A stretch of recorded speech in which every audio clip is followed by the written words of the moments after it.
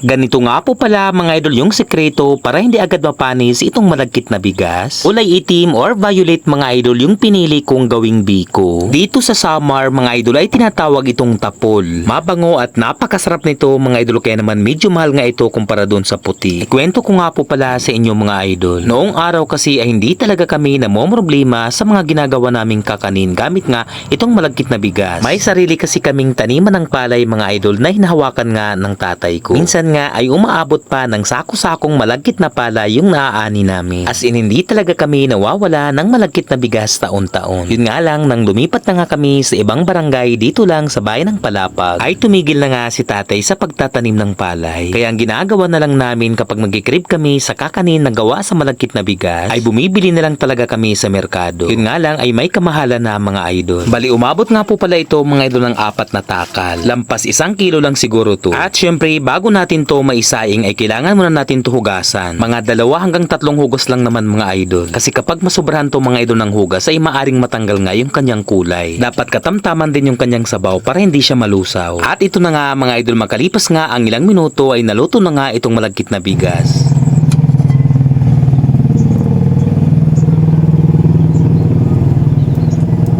Habang pinapalamig ko naman mga idol ng malagkit na bigas na sinaing ko, ay kinayod ko na nga itong nyug na gagamitin natin. Isang pigaan lang talaga mga idol yung ginawa ko dito. Hindi ko na talaga dinamihan pa maglagay ng tubig kasi mas tatagal yung pagpapatuyo nito bago lumabas nga yung kanyang mantika.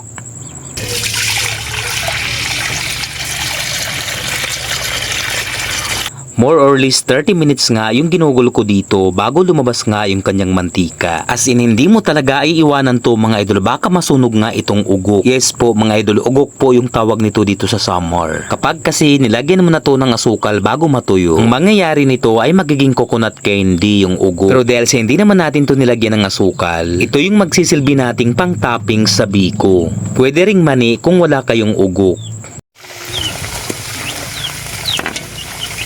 At kapag matanggal na nga lahat mga idol itong ugo, ay ilalagay na nga natin dito mga idol itong malagkit na bigas. Nasasayo naman kung alin sa dalawa yung uunahin mo. Kami kasi mga idol ay inuna namin itong asukal. Pero pwede namang mauna yung malagkit na bigas bago nga itong asukal. Basta ang importante mga idol, ganito yung proseso nyo sa pagluluto para matagal siya mapanis. Yung iba kasi ang ginagawa nila, bumabalang ng kunti yung gata, ay ilalagay na nga nila yung asukal at isusunod nga yung malagkit na bigas. Yun nga lang, ang mangyayari mga idol ay mabilis itong panis. Medyo matubig pa kasi yan mga idol. Hindi katulad dito sa ginagawa natin na pinapalabas muna yung mantika. At bago ko nga pala makalimutan mga idol, nakapaglagay nga rin pala ako dito ng vanilla na mas magpapabango sa kanya. O diba mga idol, lutong-luto na. Ganito lang po mga idol kasimple yung pagluluto namin ng biko dito sa Samar. Hanggang dito na lamang po mga idol ang video natin. Marami pong salamat sa panonood. Sa mga kababayan kong waray, dako nga salamat mga idol sa inyong suporta. At syempre sa mga followers natin sa iba't ibang dako ng Pilipinas maging sa ibang bansa, mega loud shoutout po sa inyong lahat. Maraming pong salamat ulit. Hanggang sa muli, paalam!